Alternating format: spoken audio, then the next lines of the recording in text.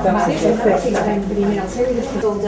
told you the name of our school, but we are very proud not only of the name of our school, but of the location of our school.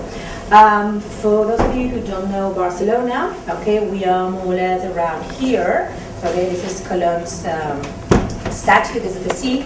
Told us that we should discuss because it's one of the important, like it generates doubts and we need to talk about how to do it in grade lessons. It's assessing, how do we assess the children when we are in the classroom. The English, the science, both of them, which is more important. All these, we want to do like a game with Kahoot. Do you know Kahoot? Yes? So in this case, it's not like a competition, it's more like a survey to know your opinion, to know if you have any doubts, to let everybody participate and then get some ideas and discuss about it. In picture number 1, you can see that the correction is, is based on grammar, structures, as a traditional English teacher would have done it. And the second picture is more focusing on the science part of the text. Maybe some structures are not correct, but instead of changing the it's, for example, we just underline what is not from them too. Which one would you choose? The English, the language correction, or the scientific correction?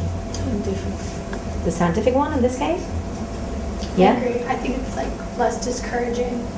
If you're showing them everything that's wrong with their grammar, it feels like everything's wrong, but when you point out key parts, it's like less intimidating. Okay. Maybe more motivating. But aren't we teaching them how to use language too? So written the typical mistake here without the Y. Okay, they write it with an I. So that mistake was corrected. So why did we correct that mistake and not the rest of them? Maybe some things that get in the way of the meaning. Like if you're spelling something different, then it changes the whole meaning. Reason? And any others? Why hypotheses are not fixed?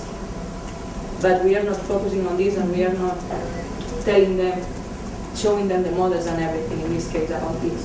But about hypothesis, it's a word that is really important and that they are writing it all the time in the project. So we expect them to do it properly.